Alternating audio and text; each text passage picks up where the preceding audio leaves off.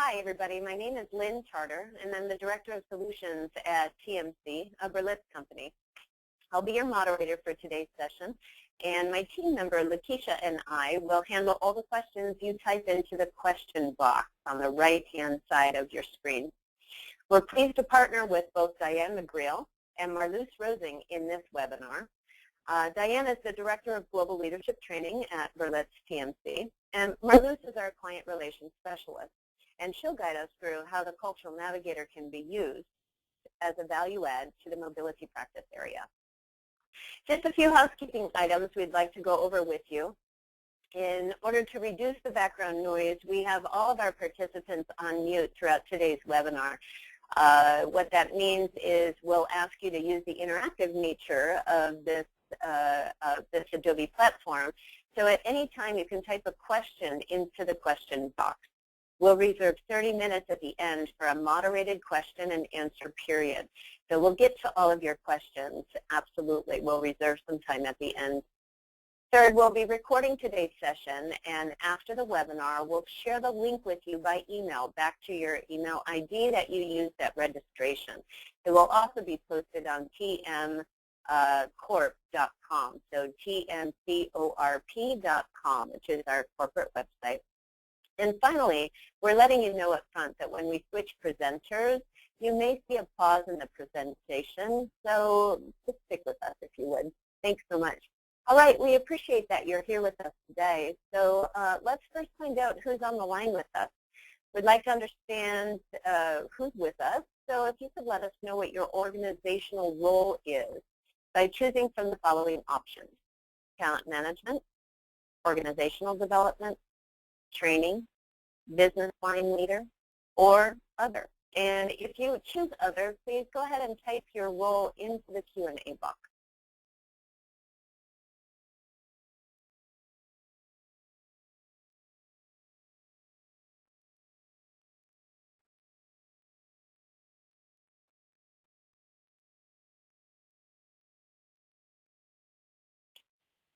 All right, so it looks like we have 13% from the training division, 25% from as business line leaders, and 63% from other.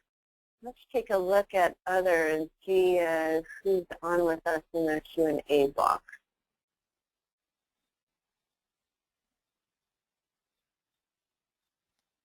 Okay. Well, great. We appreciate that you're here with us today. Let me hand this over to our subject matter expert on global mobility, Diane. Thanks, Lynn. Greetings, everybody. I'm pleased to join the session today as Director of Berlitz Global Leadership Training and a former expatriate who's lived in 5 countries.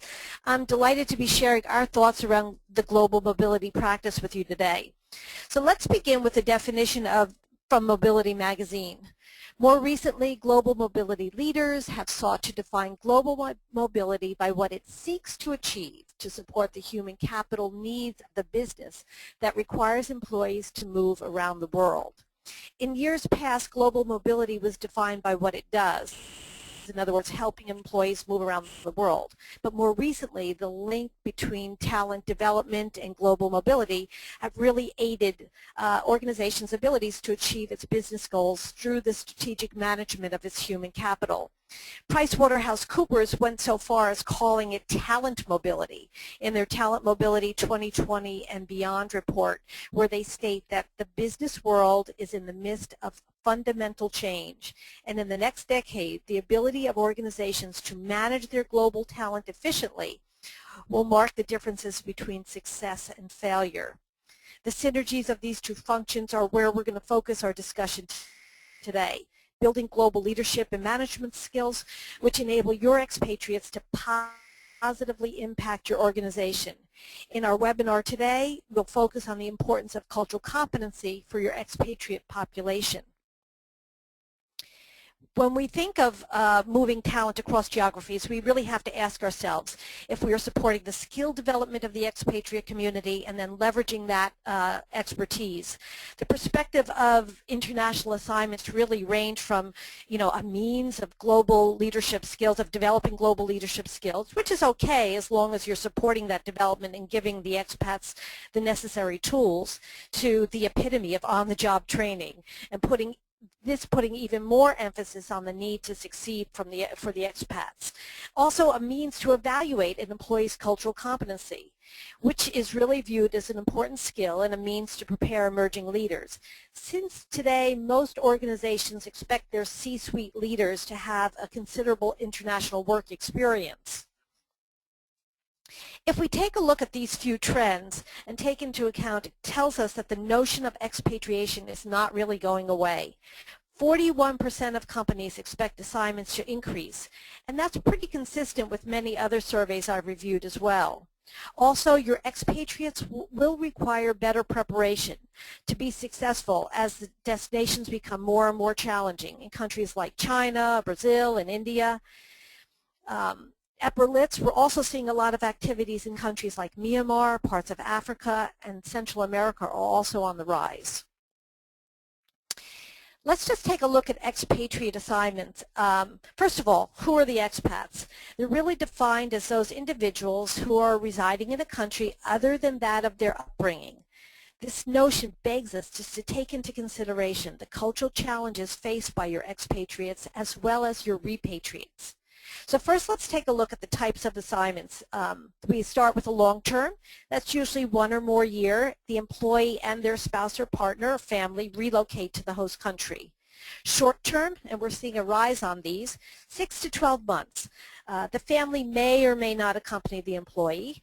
The frequent business traveler, that's the employee who undertakes frequent trips back and forth but does not relocate. The commuter, an employee who commutes from the home country to the place of work in another country, usually on a weekly or bi-weekly basis, while the family remains at home. I know a lot about that. That's what my husband's doing right now. Intra-regional, moving within a geographic region, so Brazil to Chile, Hong Kong to China, US to Canada. Developmental, which is my favorite kind of assignment. Really here the primary goal is to obtain a specific set of competencies and to start working on those global leadership skills. A permanent transfer, we've done a number of these with some of our clients at Berlitz. That's really a one-way relocation. So for as long as the employee stays employed by that organization, they will remain in that country.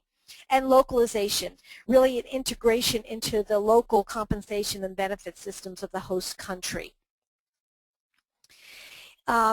Adding to the complexity of all these different types of assignments is the more challenging locations and the varying profiles of the expats and what drives them to accept the assignments. So we look at the baby boomers, and really due to an increased life expectancy, they're working longer. They're motivated to take their assignment because of financial packages. They're getting ready to retire. Why not take this one last assignment? And they also have more flexibility. Their children are grown, so their travel plans are much easier for them. Gen X, they're at the top of their career. They're going to be more selective about where they go, and they're going to want more flexibility as they balance that work-life balance. And then the millennials. These are the kids who have been on study abroad, who have been traveling through college. So they really view the overseas assignment as a rite of passage, and they're going to make up a significant majority of the international assignees in the future. As we consider this particular population, we have to think about how we'll approach their cultural competency develop, because their learning styles are very different from the baby boomer. It's probably no surprise to any of you that according to the IBM Chief Human Resource Officer study, 70% of them say that moving people across geographies is one of the missing links in managing our global talent supply chain. HR departments are struggling to establish the infrastructure they need to balance talent supply and demand. And the need to have the right talent in the right location is more important than ever. The development of cultural competency and global skills within your expatriate population can support this talent need. Today we're going to take a look at what it takes to prepare an international assignee and how the Cultural Navigator can support that. So I'd like to start just by asking a quick question to get an idea about what your expat assignments look like. So if you could just put a tick here, if they're long-term assignees, short-term, those 6 to 12 month, the frequent business traveler, the commuter, or the developmental assignments. And just put a quick tick in the box, and we'll take a look at what the population looks like that's joined the webinar today. Interesting. So we're seeing more long-term assignees and frequent business travelers.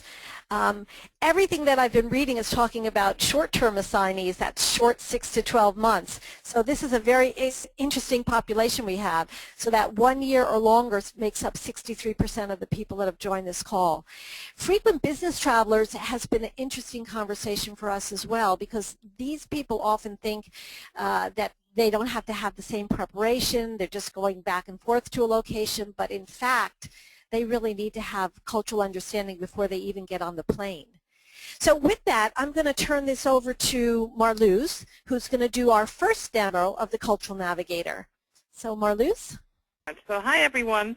I'm pleased to show you the Cultural Navigator today. The Cultural Navigator is an online learning platform that can be used either as a self-paced online tool or as part of a blended solution supporting mobility face-to-face programs. Right now, I would like to demonstrate how we utilize the Navigator for preparation work and post-course learning for our mobility programs. First, I would like to show the Global Mobility Learning Path. This learning path is assigned to everyone who participates in our face-to-face international assignment programs. In the welcome letter for our face-to-face programs, each participant receives instructions on creating their Cultural Navigator account and step-by-step guidance on accessing this mobility learning path. Step 1 asks the participants to fill out a needs assessment questionnaire. This information will be forwarded to the assigned cultural trainer and helps the trainer prepare for the pre-program interview and the customization of the program to the participants' individual relocation needs. Step 2 requires the participants to complete their cultural orientations indicator assessment. This assessment is a key part of the International Assignment Program, and I will explain more about this in a few moments. Step 3 requires the participants to take a COI country comparison, which I will also show you in more detail in a few moments.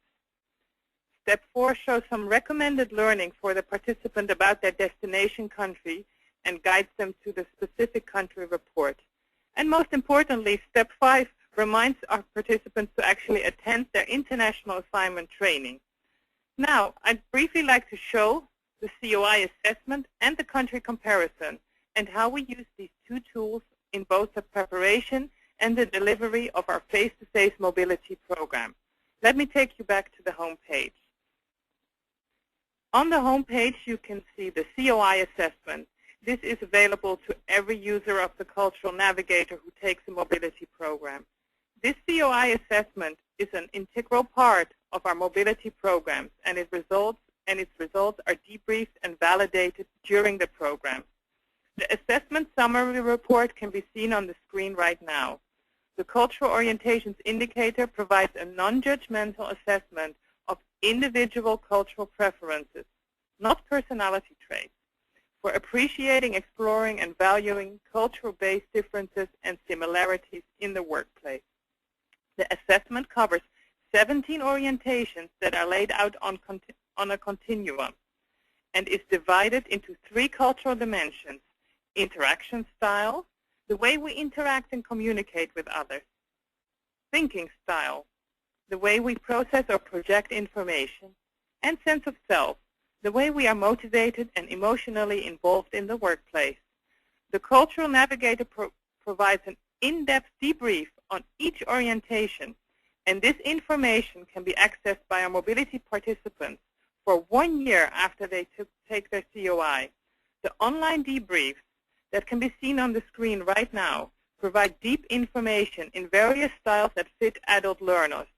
A visual presentation right here on the first page that shows a executive summary, a visual display of the continuum, and then through that visual display, a debrief, challenges to help you think about your orientation and how it will impact or may impact your work across cultures, scenarios that show examples, additional resources in your Cultural Navigator, and also a podcast for those of us that prefer listening by learning instead of reading. During the mobility program, the cultural trainer will debrief this individual COI report with the participants and reference the cultural orientation model, the three-dimension model right here. This cultural orientation model has also been developed for our destination countries with the cultural norms of the countries of destination. The cultural norms have been established by ongoing TMC research that is being done through a methodology of focus group, in-country and out-country experts. In the Cultural Navigator, the mobility participant can conduct an individual gap analysis with the general cultural norms of the destination country by pressing on the country button right here. For example, let's compare my personal COI profile with Russia. By selecting all three dimensions, I will get a snapshot comparison right away in how my personal COI profile differs from the cultural norms that we have researched apply for Russia. I can read an extensive debrief with additional challenges and resources, and this is still available to all our mobility participants for 1 year after their program. Of course, this gap analysis will also be discussed during the program. Finally, the participant can find out more about the destination countries and the country-specific cultural norms by visiting the country report page. This I will show in the second part of my presentation. At this point in time, I'd like to return to Diane McGreal, who will talk more about our international assignment programs and their value to expatriates and their companies. Thanks, Marloes. This gives us a pretty good idea of the learning path and how the CN can add value to the face-to-face programs. In her next demo, she'll show you how the CN is used as an online-only tool. The needs of the international assignees vary depending on their previous experience with the target country, their international living and working experience, the length of their assignment, the family conditions, the location in the country. Are they going to the city or are they going to a more remote location? However, there are some very basic things that should be addressed when one moves abroad. First of all, vital cross-cultural insights and knowledge about the target country. Secondly, practical living information. Understand how life is going to change on a day-to-day basis. Food, dress, climate, language, the people, social and business etiquette will all be important. An awareness of cultural differences and how they impact behavior. Building awareness of those differences and the skills needed to help close the gaps is an essential step in a successful assignment. Minimizing culture shock. Understand what it is, how to recognize it, the symptoms, and recommendations to minimize the impact for the entire family.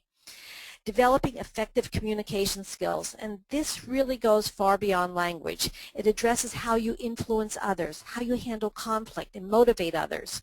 Communication is at the root of success for both the social and business situations. And lastly, business acumen. It's important to understand the local corporate culture, how things get done locally, which could be really different from how you're used to doing things in the home office. We're going to start out by taking a look at the breakdown between international assignment preparation, the work life, and the daily life. If we were to break this down, it would be these two distinct halves, with the cultural component bridging both halves. The impact of culture is dynamic and profound, so addressing daily life or work life without cultural really paints an incomplete picture. It will be the development of cultural competency that will help build a talented, globally ready workforce. So we'll start by taking a look at daily life, day-to-day management of family concerns. What's the local education system, banking, food, what kind of foods are you going to eat, what sports do they play, the climate, social etiquette and protocol, and the adaptation process. You'll see more about culture shock in Marloes' following CN demo. If the assignee is relocating with the family, daily life becomes paramount to the success of the assignment. You cannot underestimate this. As you can see, in almost every expatriate survey, it lists partner dissatisfaction as the #1 reason for a failed assignment or an early return. Our holistic view of helping not just the employee but the entire family adapt in order to ease the transition to the new culture is important. We encourage both the employee and their spouse or partner to take an active role in preparing for the international move, and this can be done by easily accessing the International Assignment Learning Path within the Cultural Navigator. Once daily life issues are addressed, people are much more receptive to a discussion on culture. In attempting to understand culture, it's useful to think about it as an iceberg. The proverbial tip of the iceberg symbolizes behaviors and other observables or tangibles, basically the things you can see, hear, and touch. Beneath that, our daily awareness, the bottom of the iceberg, consists of ideas and their emotional value, which are typically shared by a group and considered the cultural norms. These values, beliefs, and cultural norms below the surface drive the behaviors that we see at the tip of the iceberg. The profound impact of culture in business situations requires a certain level of cultural competency to ensure successful global interactions. And when it comes to a discussion about culture, it's important to have a neutral framework or a concise, non-judgmental vocabulary to refer to cultural gaps and similarities among individuals and groups. You saw this a little bit from Marloes. The cultural orientations model helps to build awareness by identifying cultural preferences. And as you saw in Marloes' demo of the cultural orientations model, which is based on the cultural orientations indicator, which is based on the model, it's broken down into 3 distinct dimensions: interaction style, thinking style, and a sense of self. The important use of this model is self-awareness. So your COI, or cultural orientations report, and the comparisons to other colleagues or other countries is important. A gap analysis will allow for the opportunity to identify the differences and understand the impact of those differences and build skills to close the gap. With a better sense of self-awareness, the assignee should then begin to focus on information specific to the new culture, really in-depth information about history, politics, education, religion, current events. All of this can be found in the country guides within the Cultural Navigator. Conducting business in the new country is going to require an understanding of the local corporate culture, which can be very different from headquarters. Everything from basic greetings and etiquette to decision-making will require more in-depth knowledge and an understanding of the impact culture plays on business. International assignment preparation is necessary on both sides. Cultural competence is most successful when it goes full circle, and the organizations that don't realize that shortchange the opportunities for success. International assignment, the obvious need is to address the expatriate preparation, and this can often take precedence over the needs of the receiving manager and the local team to understand the culture of the new assignee. The COI gap analysis highlights these differences and creates the opportunities to address the cultural gaps directly with our colleagues by initiating a cultural dialogue, which could result in style switching by both parties in order to close the gaps and to create team alignment, or in cultural mentoring, where we could seek opportunities to help others close those cultural gaps that they have found in their interactions. I'm going to share an experience I had when a client came to me and asked me to fix the Indians in their call center, as though it was sort of a broken chair or something that I could simply, screw back together. Culture is not so easily fixed, but building awareness is not that hard to do. As I listened to their issues and their challenges, I realized that the differences in hierarchy, or how the Americans versus the Indians perceive power, the direct versus the indirect communication styles, the importance of relationship building, and the high context communication of the local Indian population were really at the core of the problems. Rather than focus on only what the Americans perceived as wrong on the part of the Indians, instead we needed to work with both the Americans and the Indians. The expatriate manager needed a better understanding of the Indian culture and an awareness of how this would manifest itself in business. He needed to change his style or style switch if he was going to win over the trust of the employees. While the Indian team needed to not just understand the American management, but also understand the American perception of customer service. With work on both sides, they were able to set realistic objectives and work more successfully in India.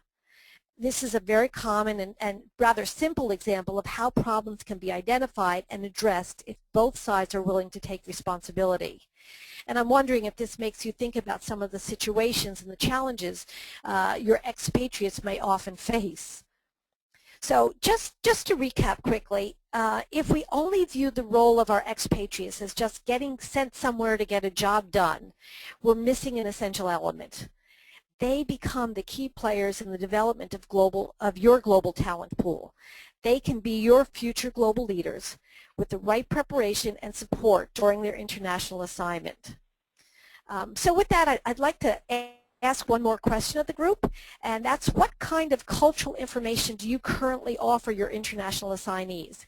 And that could be absolutely nothing at all, or just online country-specific information, cross-cultural training, which is face-to-face, cross-cultural information, which is online, or a blended solution where they're getting a little bit of face-to-face and online.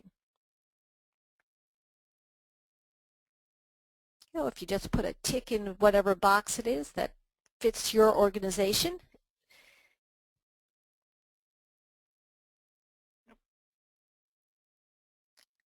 Well, I'm happy to see that no one is doing nothing at all. That's great. Face-to-face training for 50%. This is a nice mix. And I see that no one is offering just pure online. So it seems to be that online country information. So I'm assuming companies like Living Abroad or something of that effect. And then that face-to-face is really, that's a great percentage. We do find that while clients do sometimes want online training, the face-to-face training still seems to be the bulk of the business, and I think it allows for a little bit more or a lot more individualization and the ability to really address individual needs. And the blended solution is great when you tie both together, some online, and provide those tools for post-assignment. I can show you a quick example where you might be sending somebody over to Germany, for example, and they do their face-to-face program, and they're all set and understand how to work with Germany, and they get there and they find out that they have responsibilities in France and Italy as well, or that their manager is actually not German at all, but is French or is British. So that online tool would then give you some additional information and background and tools to help support those unforeseen changes. So with that, I'd like to turn this over to Marloes now, and she's going to show you how the Cultural Navigator can be used as a pure online learning tool. Thank you very much. The Cultural Navigator can be utilized by expatriates to assist them transitioning to work and live in a new culture. All the concepts discussed in our face-to-face program are touched upon in some way or another in the Navigator. However, the Cultural Navigator also assists those that are relocating to a new culture and may not have the benefit of an individual intervention to help them prepare for the impact of cultures, or those who want to continue their learning. One area that is important for the relocating employee is the learning section. In the learning section, we have a summary of all our web learning courses called topic areas. The topic areas are bundled learning sections where one can undergo an online learning experience. For those who want to develop cultural competence in general or learn more about the cultural orientations model, we offer the Cultural Competence topic area, which has 3 learning paths: Introduction to the Cultural Orientations Model, Building Self-Awareness, and Introduction to Culture.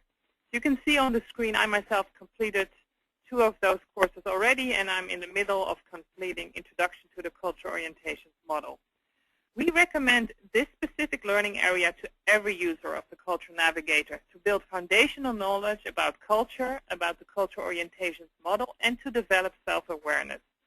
The learning in this section is important to those who work across borders or receive expatriates, as well as those who go abroad for work like expatriates. Another area that I would like to highlight in the topic area section is the international assignment topic area right here. This area offers two learning paths, one on working in a new country and one on preparing for your international assignment. You can see I have completed this a while ago, but I can still access it, of course, and review. In this learning path, for example, there is a presentation on cross-cultural adjustment. This is a slideshow with a recording, and I will play it for you. You will not be able to hear the recording right now, but I just want to get everybody on the line, give you all a feel on this learning. In this presentation, our international assignment expert, Diane Anderson, discusses the process of cross-cultural adjustment and suggests strategies to dealing with it. One of the aspects that Diana discusses in this online presentation is the process, specifically the challenges around culture shock. And we do show the whole culture shock curve in this presentation. This cultural adjustment curve affects everyone to some extent when they are moving abroad. I personally have lived on 3 continents, and I'm in my 5th country right now, and I can confirm that this is still happening to me every time I move. We have the pre-departure excitement, excitement about going abroad, stress of moving the household, saying goodbye, wrapping things up. The tourist phase, when you are in your new country and everything is new and wonderful and great and exciting. And then, of course, the most challenging part, the actual culture shock, the post-arrival tourist phase, and the emotional experience that things are different, some homesickness, some physical tiredness feeling, and then with help of cultural training and online learning, adjustment, and most importantly, finally, adaptation. So I just wanted to briefly show everyone on the line that this is one of the ways that we present learning in this platform. We also have interactive slideshows, we have reading, podcasts, and many other aspects. Now, for the final part of our demonstration, I would like to briefly show our country guide section and specifically how to build a custom country guide. Under country guides, we can find our country explorer. Here we can find all the country reports. For example, let's look at India. Here we can find all the specific information about interacting, meeting, managing, hiring, and negotiating with your destination culture. In this case, India. Under each section, we can read information on the general business protocols in a country and gather information, for example, on how to conduct a meeting or negotiate in the new country. You can select this country as a favorite right here up top, which will help you next time you search for the country. It will actually show you in your top favorite list, and you will not need to type all over again. Finally, you can build your own country guide by selecting the information that you need to have at hand. For example, if you want to focus on managing and hiring in India, you can create a custom guide focusing on this information only and store it in your Cultural Navigator account.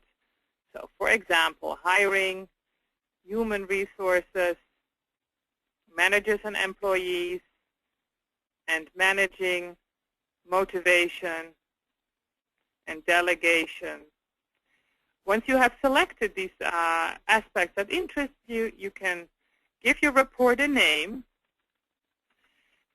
and you can save and view this report anytime you want. You can view it in your Cultural Navigator with the information available to you, or download it as a PDF for later reference or printing. So, thank you. This concludes the demonstration of the Cultural Navigator for today. I would like to hand the reins back to our host, Lynne Tarter, for final remarks and for handling the Q&A. Great. Thanks so much, Marloes. Just want to recap here quickly how the Cultural Navigator can support a global mobility practice. Really the self-directed learning and support for employees and their spouses is something that I was grateful for in my last international assignment to India, the country that Marloes just walked us through in the Cultural Navigator. And it can be a core part of a blended solution supporting both face-to-face programs as well as coaching and mentoring international assignees. It can be a resource for continued learning and information for living and working in the destination country. So it can be an ongoing resource that's available to you during your entire assignment, and quite more importantly, to prepare you for the repatriation or your next assignment. Timely access to information for short-term assignees, which are becoming more and more frequent, as Diane pointed out in her presentation. And we also have the customized learning paths for frequent travelers and commuters that can be built within your Cultural Navigator license agreement. And then global leadership development is there within the Cultural Navigator with a full spectrum of guided learning for developing cultural competence, preparing for your assignment, working in a new culture, developing a deeper sense of your personal cultural preferences, understanding how to leverage the capabilities of the diverse workforce that is now something you have to be concerned about and really focus on, and then learning how to collaborate more effectively with colleagues and clients from other cultures.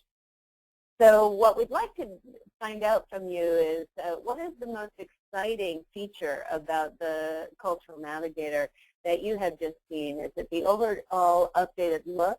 Is it the ease of navigation? Customizable user interface? Perhaps the updated cultural orientations indicator? Or the collaborative learning tools, the opportunity to recommend a function and put a star next to the favorite country that you have. So what is the most exciting thing to you? Let's see what they've identified with people. Fantastic. So the customizable user interface seems to be a tie with the collaborative learning tool. Thank you so much. We have a follow-up question to that, which is kind of the opposite look. What do you think will be the biggest challenge you'll face in launching the tool in your organization or driving more folks inside of your organization to use the Cultural Navigator on a day-to-day basis? Is it having marketing materials to support the organization? Is it getting the message out to your employees? Is it driving usage, getting people to visit the site more often? Or is it answering questions about the web tool? If you have something else, please use the the Q&A box for that. Yeah, driving usage. Definitely that seems to be a recurring theme for us on these webinars. We're in our 9th webinar today. And similar information being given to us. We do have some messaging around driving usage that we can share with you, and we'll be happy to send that along in summary to this webinar. So thank you for that insight. And I'd like to summarize the power of the Cultural Navigator by referring to the 4 key pillars that we built the Cultural Navigator on. First, on the left-hand side, that it's personal, that the content and the learning opportunities are presented in a way that the user can identify what's most important to him or her. The collaborative aspect is the second pillar, and that collaborative learning is built into the tool. So perhaps a team lead who is having his entire team use the Cultural Navigator can recommend learning, and through that collaborative approach can recommend what areas that his team should focus on. The learning is relevant to every client within our organization that we service, with customization options and unique features that can be available on a mass level with the Cultural Navigator interface. And finally, that the Cultural Navigator is representative of our product offerings and has the capability to provide an excellent platform for both pre- and post-session extended learning. because we know that with adult learners, the more touches and the more touch points they have with the learning, the more the learning gets embedded into their work on a day-to-day basis. So we hope that you can join us for an upcoming webinar. We have June 25th and July 30th scheduled for upcoming webinars with Bettina Neidhart in June, on June 25th, and Anne-Marie Salmon on July 30th. We're specifically focusing in June on fostering inclusion in the workplace and on communication skill building in July. We thank you for your time today. We hope this webinar has been a value add to you in understanding how the Cultural Navigator can help in a mobility practice in your organization.